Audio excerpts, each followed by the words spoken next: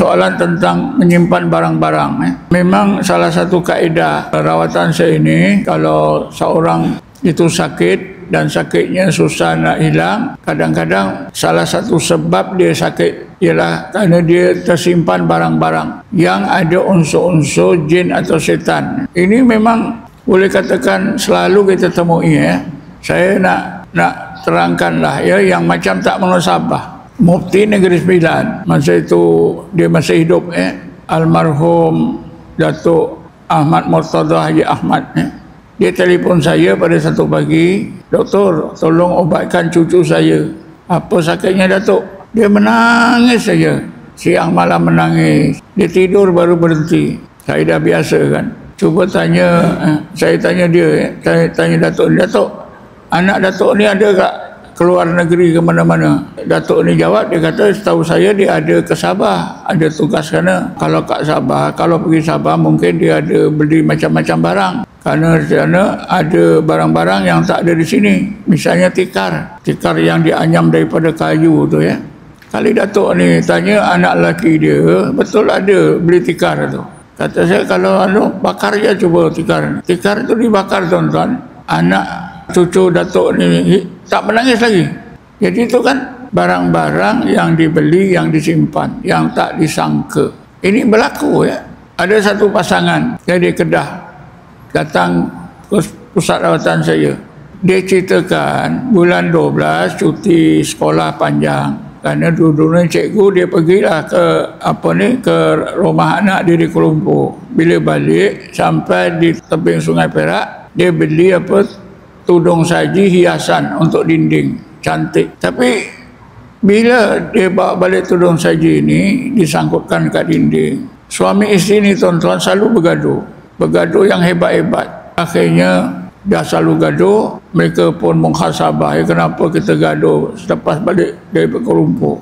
Jadi isteri ingatkan, jangan-jangan ni tak tudung saji yang kita beli. Kedua-duanya, tuan-tuan, takut dengan tudung saji itu, pulangkan balik ke tempat beli. Selesai. Itu macam mana tu?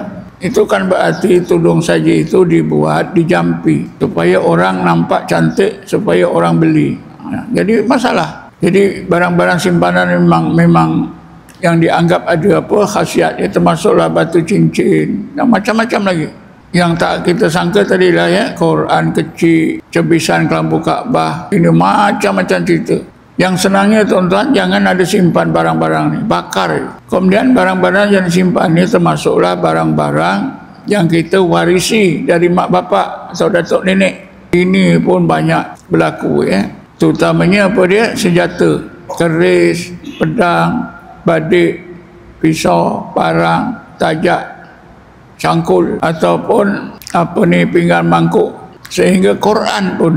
Tuan-tuan jangan terperanjat Quran. Ada seorang ibu, dia sakit saja, kita obatkan sembuh, seminggu sakit lagi, obatkan sembuh seminggu. Akhirnya Quran yang dibaca itu adalah Quran yang dibaca oleh arwah mak dia. Mak dia itu mungkin berhantu Jadi Quran ni akhirnya dibakar, baru selesai. Jangan terperanjat Sebab itu selalunya saya nasihatkan, kalau mak bapak meninggal jangan berebut barang-barang peninggalan mak bapak, tapi biasanya berebut-rebut Jadi barang-barang yang disimpan ni, tuan-tuan ini mestilah kita awas. Memang kita tak tahu nanti kalau perawat-perawat itu yang teliti, nanti dapat jugalah memecahkan rahsia tersebut Saya nak ceritalah satu cerita yang macam tak masuk akal. Ini cerita betul lebih kurang berlaku dalam 4-5 tahun lepas lah. Pengarah Kesihatan Negeri Terengganu, namanya tak salah Dr. Azmi. Dia panggil saya ke rumah dia satu malam. Ketika itu saya ada di Kuala Terengganu. Tujuannya supaya mengobatkan anak lelaki dia tingkatan 2. Masalahnya anak lakinya ini tangannya bertukar 360 derajat, daripada baik kepada buruk. Saya duduk tanya-tanya pada doktor ini. Akhirnya saya tanyalah, sudah berapa lama? Dia kata sudah lebih setahun. Bila mula? Dia kata sejak ayahnya itu meninggal. Ayah saya meninggal di sinilah, Ustaz, di tempat duduk Ustaz ni, di Eropah ni. Tapi Ustaz, bila dia nak meninggal tu, dia nak rokok. Saya tak berokok. Saya lari kedai, beli rokok sebungkus yang 10 batang. Ayah saya hisap, belum habis sebatang, dia tergulik meninggal. Akhirnya saya masuk balik, saya letak dalam rak buku ni untuk kenang-kenangan. Rokok ni tuan-tuan, yang baki 9 batang tu, saya minta, saya bakar. Anak dia sembuh. Saya tak usik, saya tak mandikan, saya tak baca. Perangai anak dia baik semula. Jadi ini kan luar biasa. Rokok itu hanya dipegang oleh si datuk, ambil sebatang. Jin itu sudah ikut rokok itu. Rokok itu ada dalam rumah, si anak ni tadi dah rosak perangai dia.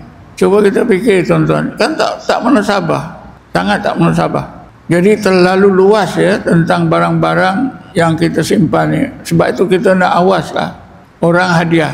Orang nak dengki kita, dia berbaik-baik dengan kita, bagi hadiah. Hadiah yang cantik-cantik pula. Mungkin jam tangan, mungkin apa-apa ya, perhiasan.